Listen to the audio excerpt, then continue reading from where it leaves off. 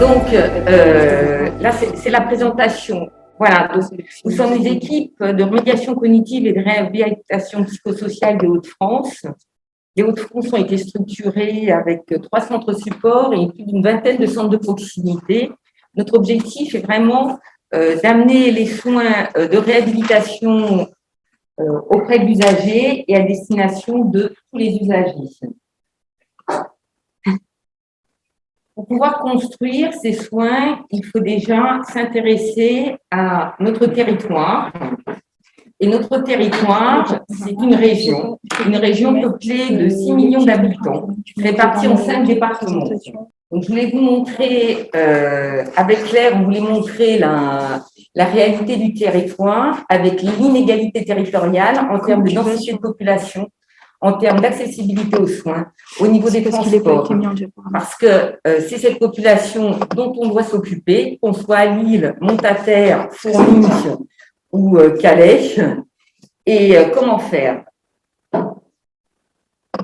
Comment faire? Et voilà, comment faire? Vous en Merci. Donc, pardon, mettez la diapo que vous voulez.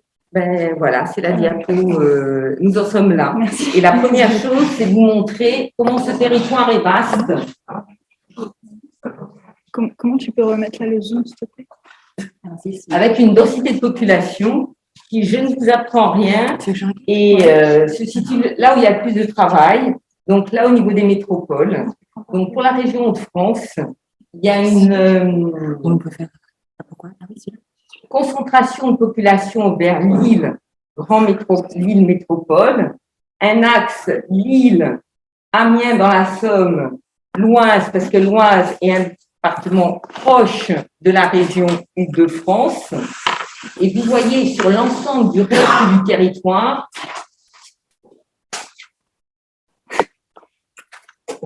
On est navré. Bah, écoute, mes diaporamas, tant pis, parce que sinon. non, alors, ne me faites pas ma présentation à la place, s'il vous plaît. C'est pas l'idée, mais. Mais on va y aller. Vidéo, hein. C'est ça. La caméra. Et puis voilà, comme ça, c'est très bien. C'est bon. Ouais. Voilà, on va comme ça. Donc, comme je vous disais, Lille, vous voyez, tout est bleu marine, donc la densité la plus importante, l'Île-de-France, Paris, Creil, l'Oise, où il y a pas mal de monde, et puis comment aller à Montreuil, comment aller dans l'Aisne, 5 départements, Nord, Pas-de-Calais, Aisne, Somme, Oise. C'est vous là parce que. Ah ben oui. Et comme ça, vous mettez face ici. Voilà. Et vous regardez l'écran. Je regarde l'écran. Donc, c'est pour vous montrer vite le réseau ferroviaire, les réseaux routiers. Comme vous voyez, comment c'est desservi. On a réfléchi notre structuration en fonction de notre aménagement de territoire. Parce que on peut faire des choses dans les bureaux, mais la vraie vie, c'est la pratique. Donc, vous voyez bien que l'axe, c'est pareil au niveau routier, c'est nord-sud. Comment on se déplace dans l'est et dans l'ouest. Pareil pour le réseau ferré. Alors, on va se dire, avec la crise Covid, téléexpertise, téléconsultation, Internet. Et ben voilà. Eh bien, si je vous dis débit Internet, vous voyez les concentrations également au niveau de la 4G, c'est Lille, Amiens et l'Oise, et les réseaux mobiles également, Internet et tout. Donc, même proposer la téléconsultation ou smartphone, il y a des zones blanches. Alors, avant de passer la parole à Claire, il y a des indicateurs de précarité. Les indicateurs de précarité, il y a le revenu, la pauvreté, le chômage et l'accessibilité à la propriété.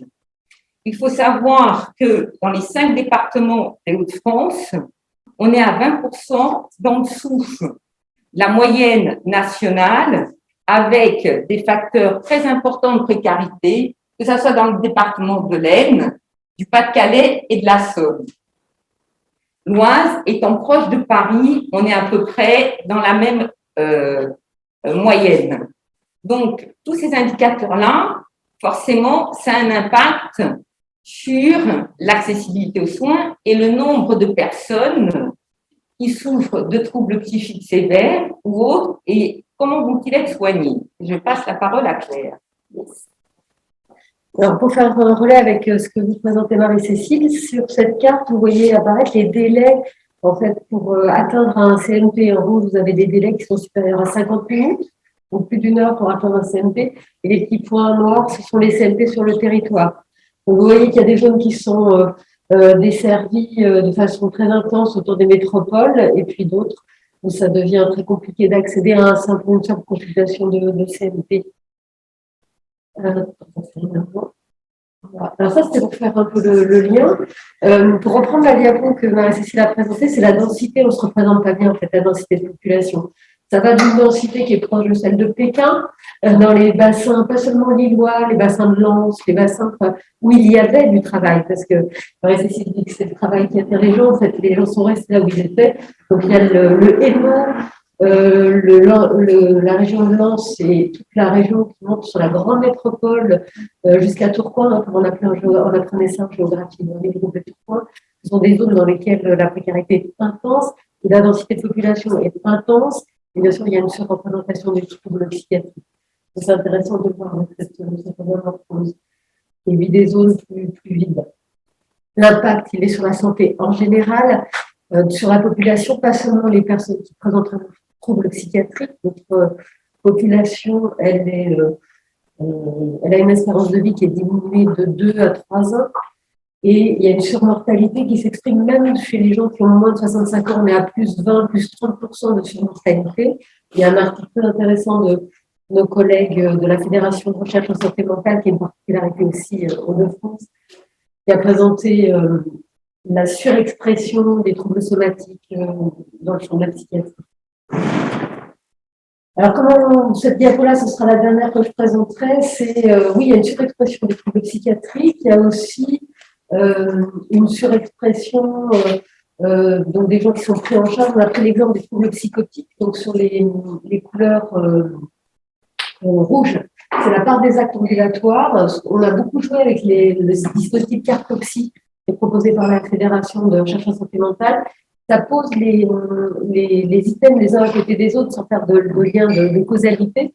Et ce qu'on constate, c'est que dans les régions dans lesquelles il y a une forte activité ambulatoire, il y a une moindre présentation de troubles psychotiques, il y a plus de recours au CMP, moins d'hospitalisation et moins de prescription d'antipsychotiques. Donc, ça fait le lien sur une réflexion qu'on a eue, nous, dans nos pratiques courantes. En fait, cette notion de précarité, on se rend compte qu'elle nous infiltre. On remercie ce congrès de nous permettre de l'objectiver. En fait, c'est une partie intégrante de nos pratiques. La notion de précarité, on l'évalue tout le temps. Et du coup, de façon assez logique, même en mettant en place des dispositifs spécifiques de réhabilitation psychosociale et de remédiation cognitive, on se rend compte qu'il va falloir déployer l'aller vers et les approches ambulatoires. Et on est aidé en cela de professionnels comme des psychologues spécialisés en neuropsychologie qui, avec leur créativité, vont nous présenter des outils et d'évaluation et de soins qui vont essayer d'amender ces disparités qui ne donnent pas autant d'égalité à tout le monde face aux soins. Merci Claire. Du coup, je vais continuer sur...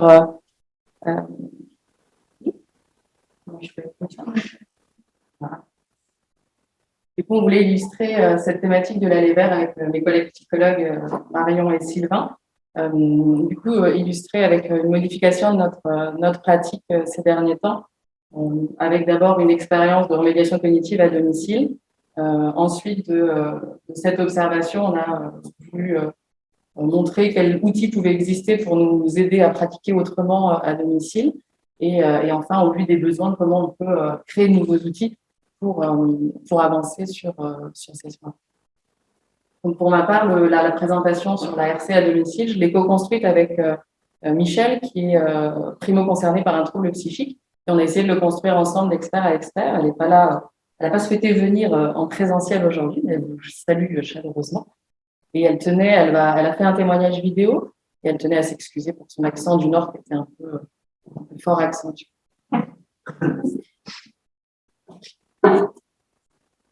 Alors, du coup, pour juste reprendre les éléments de contexte, avant le Covid, au niveau de notre institution, on est dans un centre de proximité qui fait partie d'un CMP au niveau d'Aubourdin, proche de Lille. On a usuellement des activités de groupe, des accompagnements individuels, et habituellement, la remédiation cognitive se passe à 2 personnes dans un bureau. Et hormis les assistantes sociales et les infirmières qui vont assez régulièrement à domicile, au niveau neuropsychologique, on y allait un peu moins ou uniquement sur des aménagements du domicile dans le cadre de troubles cognitifs assez invalidants. Pour ce qui est de Michel, avant le Covid, elle avait 49 ans. Elle était sans emploi, elle était assez repliée, elle sortait pour ses courses, mais aussi pour des achats de plaisir. Elle avait des vacances, elle a des vacances où elle pouvait vadrouiller un peu en France pour aller voir ses frères. Et au niveau de la RPS, elle était engagée dans un parcours principalement pour cibler le repli social et ce qu'elle appelle ses interprétations. Donc, elle a commencé par un soin en remédiation cognitive sur programme, pour travailler sur la lecture et travailler sur la conversation, chose qui lui a permis de bien s'engager dans les soins de RPS et ce qui a fait amender une nouvelle demande où elle a voulu travailler sur les processus interprétatifs qu'elle pouvait avoir dans le bus et qui la freinait dans ses sorties et dans le lien à l'extérieur. Suite au Covid, suite à la crise sanitaire, l'institution a un peu modifié, nos pratiques se sont modifiées. Pendant un temps, on a arrêté d'accueillir du public, on a exclusivement pratiqué par téléphone, ce qui a modifié un certain nombre de choses. Les soins de RPS étaient suspendus. On a fini par restreindre les venues au CMP et donc à questionner qui venait, qui venait pas, et on questionnait les interventions à domicile pour maintenir les soins et maintenir le contact avec les personnes qu'on accompagne. Pour Michel, à ce moment-là, ce que ça change, c'est il n'y a plus de sorties, sauf pour les courses, une fois par semaine. Les soins dans lesquels elle s'était investie sont arrêtés. Donc, du coup, les acquis ont fini par diminuer. OK. Il n'y avait plus de vacances. Le chef est déjà là. Et les inquiétudes augmentaient au vu de ces problématiques de santé qui modifiaient ce genre de choses. Donc, on a proposé du coup là de venir à domicile, donc je vais aller un peu plus rapidement. Elle a beaucoup hésité au départ, mais au vu de l'accentuation du repli et du manque d'envie et de motivation qu'elle commençait à appréhender, on s'est dit que ça pouvait être pertinent. Donc, elle a accepté, on pouvait réduire les coupures et maintenir le soin et donc participer à l'engagement motivationnel. Donc, on a travaillé sur ces interprétations au niveau attention, flex, cognition sociale, peu importe. Ça, l'important. On a travaillé à peu près sur les mêmes supports, papier, crayon, et on a travaillé à partir de chez elle, sur sa table, la table de son salon, et toujours dans cette même posture que propose la RC. Donc, je vais vous proposer la vidéo de Michel, c'est du coup son témoignage. Et je vais poser, on est parti de la question de quels seraient pour vous les avantages de faire ce soin-là que vous connaissez en bureau, quel serait l'avantage de le faire chez vous. Donc, elle a listé un certain nombre d'avantages et des inconvénients.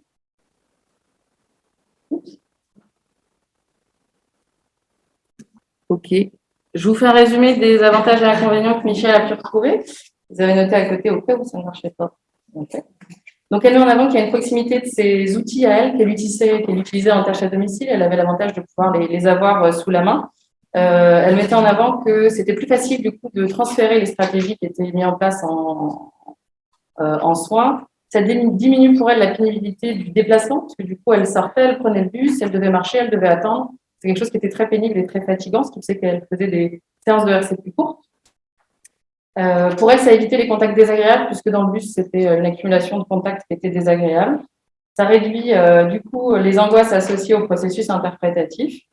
Et ça a permis pour elle la prise de conscience de certains distracteurs. Elle explique qu'elle a, au travers de cette expérience-là, elle a pris conscience que finalement la télévision était un élément distracteur et qu'il freinait sans qu'elle s'en rende compte sur sa lecture, sur les conversations et sur les activités qu'elle engageait. Et du coup, c'est pas quelque chose qui a été donné, mais quelque chose qu'elle a observé par elle-même. Donc, ça a eu un effet sur la modification de ses habitudes et c'est des choses qui se sont pérennisées dans le temps, chose qu'elle fait encore aujourd'hui à distance.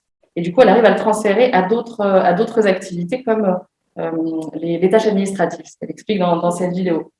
Pour elle, les inconvénients, c'est que du coup, il y a moins de mise en situation permettant de lutter contre ces symptômes d'interprétation. Donc, elle disait que oui, effectivement, j'y suis moins confrontée, mais en même temps, j'y suis moins confrontée. Et ça accentue le repli social puisqu'elle sort moins, elle voit moins de gens. Ça a été quelque chose d'important. Elle regrettait aussi le manque de support matériel. Il n'y avait pas l'ordinateur, il n'y avait pas le tableau blanc qu'on avait en séance. Donc ça, c'est aussi une médiation qui était en moins. Et finalement, ça a accentué, ça a modifié ses habitudes de vie, parce que quand j'arrivais, c'était le temps des actus, et elle n'avait pas le temps de finir ses actus, on était déjà parti. Ça aussi, ça peut être intéressant. Moi, ce que j'ai vu en tant que pro, ce que je trouve intéressant, c'est ce changement de paradigme, où du coup, on passe vraiment de l'agenda du professionnel à celui de la personne, on va s'intégrer à ses habitudes à elle, et on va composer avec les outils qui sont à disposition au domicile, et on va vraiment s'adapter et innover grâce à ça.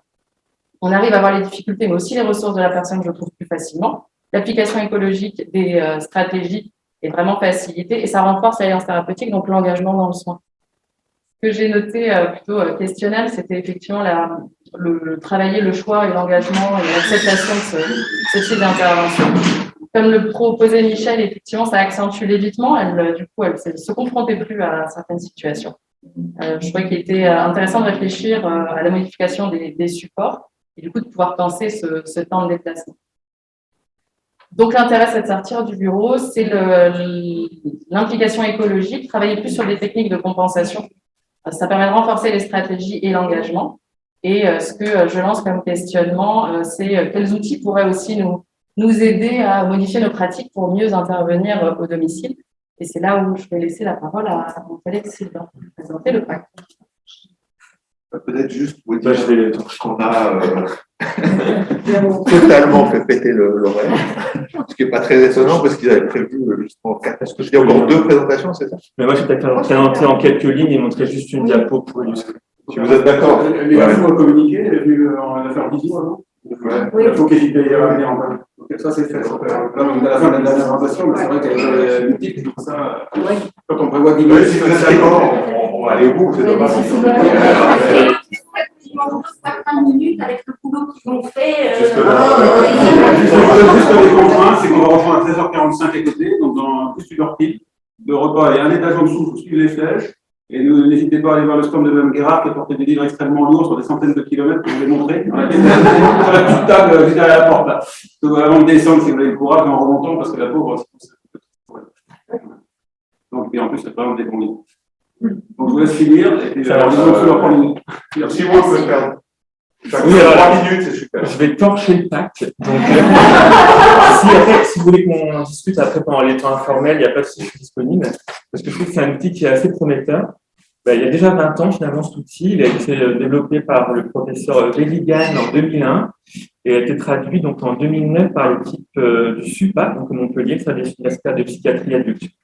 Donc, c'est un programme que je trouve intéressant. Il est vraiment axé exclusivement sur une approche compensatoire. C'est la veille. Donc, exclusivement compensatoire, donc ça va consister à mettre en place des aides externes adaptées au profil cognitif et comportemental des personnes et aussi à leur apprendre comment utiliser l'aide externe. Donc ça, je vais le passer.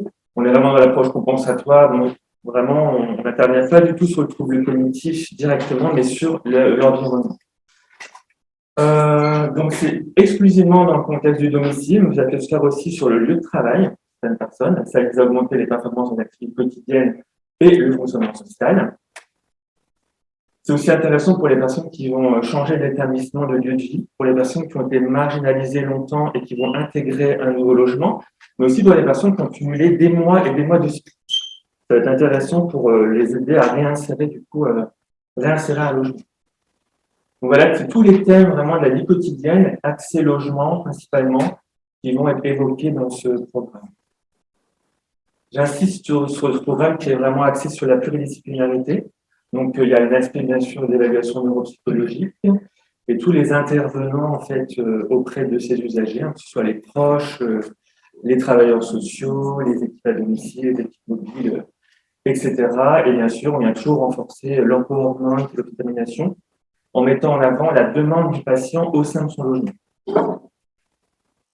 Donc, globalement, je vous dis une procédure rapide. On va déterminer d'abord le profil cognitif grâce à une évaluation axée sur le fonctionnement exécutif. On évalue le profil comportemental également grâce aux équipes présentes. On va essayer de faire ressortir est-ce que c'est un aspect apathique, désinhibé ou mixte dans la présentation. On va venir faire une analyse fonctionnelle au niveau de l'autonomie grâce au bilan neuropsychologique, qu'est-ce qui va se traduire en termes de difficultés dans les AVQ. Et on vient également évaluer sur le domicile. Donc on dit aux personnes, surtout ne rangez pas avant qu'on arrive, même si du coup on a envie de faire ça. Comme ça, on peut vraiment constater qu'est-ce qui pose problème au sein du logement. Et avec l'accord de la personne, on prend des photos pour un aspect avant-après. En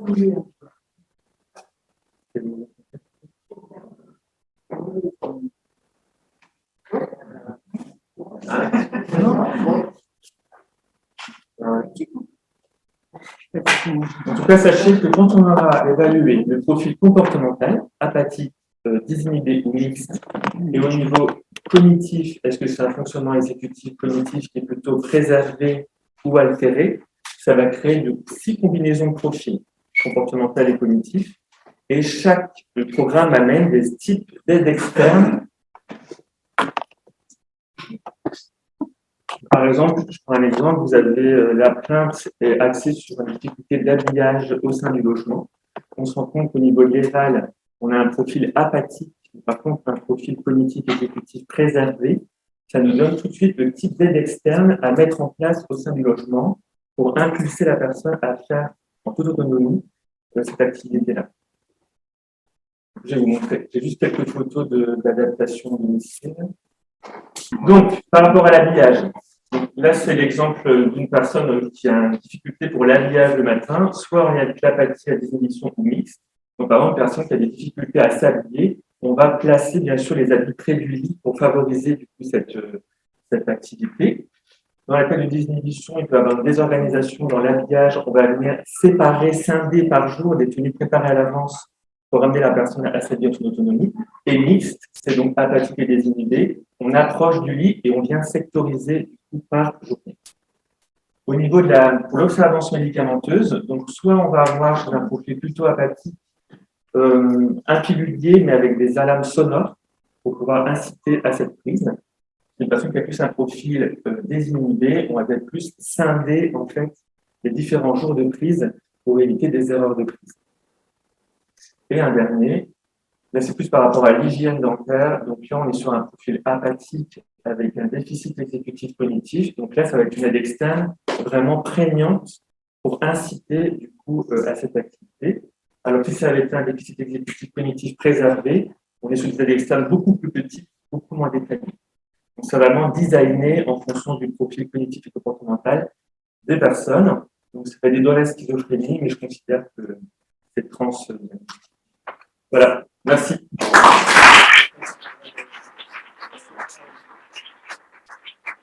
Ça passe en 30 secondes. Je vais rapide. Du coup, nous, on a créé sur le centre support de Chrysalide dans l'Oise, on a créé des supports accessibles pour tous, donc des livrets d'accompagnement. Donc, par exemple, on a créé le premier livret, du coup, il y a 1 an, sur la compréhension de ces difficultés ressources vers l'utilisation de stratégies dans sa vie quotidienne. Donc, c'est un livret, en fait, d'accompagnement qui peut être fait après la prise en charge en remédiation cognitive. Ça permet aussi de renforcer tout ce qui est la transférabilité des stratégies dans la vie quotidienne. Il peut être fait en complément avec un suivi téléphonique. S'il n'y a pas du coup de téléphone, parce que du coup, on est en situation précaire, on peut aller vers la personne, aller directement au domicile de la personne pour pouvoir compléter avec elle l'outil. Donc là, je vous présente brièvement. Vous pourrez voir du coup sur le diaporama quand on aura le temps. Donc du coup, voilà, ça détaille vraiment du coup, tous les domaines cognitifs avec en accessibilité. Du coup, par exemple, c'est la mémoire. Et donc, vous allez avoir la personne qui va remplir ses stratégies, par exemple, qu'elle a vues en programme de remédiation cognitive, donc ce qu'elle utilise en tout cas le plus communément, et elle va pouvoir avoir de l'autre côté, en fait, tout ce qui est, du coup, autres stratégies compensatoires, en tout cas, en accès libre, puisque du coup, parfois, on n'a pas forcément, du coup, l'idée en tête de qu'est-ce qu'on pourrait utiliser comme stratégie, et donc, on peut proposer d'autres types de stratégies, et avoir aussi des définitions plus, en tout cas, pratiques et sur la vie quotidienne de qu'est-ce que c'est, par exemple, la mémoire, l'attention. Et donc, le dernier livret qu'on a créé, c'est sur, du coup, par rapport aux études, donc pour les étudiants, parce qu'on sait aussi que les étudiants sont aussi en situation précaire. Et donc, il fonctionne un peu de la même façon. C'est, du coup, basé sur des outils d'accompagnement, soit de remédiation cognitive ou fin de TP. et permet aussi une transférabilité des stratégies dans la vie quotidienne avec, pareil, un suivi téléphonie complémentaire. Comme ça, en complément en fait, du livret, on peut du coup échanger avec du coup, les étudiants sur du coup, des domaines spécifiques. Alors, il a été basé sur du coup, des conseils, tout ce qui est self-care, donc pour prendre soin de soi, pour du coup sur les études, sur la motivation, sur des conseils basés sur les examens et aussi trouver un stage, parce que du coup, souvent dans les études, il y a besoin de stages. Et donc, par exemple, le premier, c'est du coup prendre soin de soi. Donc, en fait, on va essayer un peu de vulgariser, de déstigmatiser aussi un peu par rapport aux étudiants. Et donc, voilà, c'est OK de, par exemple, procrastiner, ne pas avoir envie de travailler, pouvoir aussi un peu remettre ça au goût par rapport aux étudiants. Et là, par exemple, on va donner des astuces, par exemple, sur tout ce qui est la motivation. Donc, on va utiliser, par exemple, des techniques spécifiques. Par exemple, j'ai mis la méthode Pomodoro. Donc, là, c'est juste un exemple du livret. Mais après, il y a écrit, en fait, en détail, qu'est-ce que c'est la méthode Pomodoro pour pouvoir justement être plus concentré, du coup, en cours. Et c'est vraiment de mettre des stratégies spécifiques, en fait, dans les études. Donc, vraiment avec, par exemple, en examen, qu'est-ce que, du coup, je peux faire pour me motiver? Comment je peux plutôt mémoriser mieux mes cours? Comment je peux rester plus attentif en cours? Vraiment axé sur des stratégies compensatoires, mais liées en fait aux études. Voilà, c'est bon.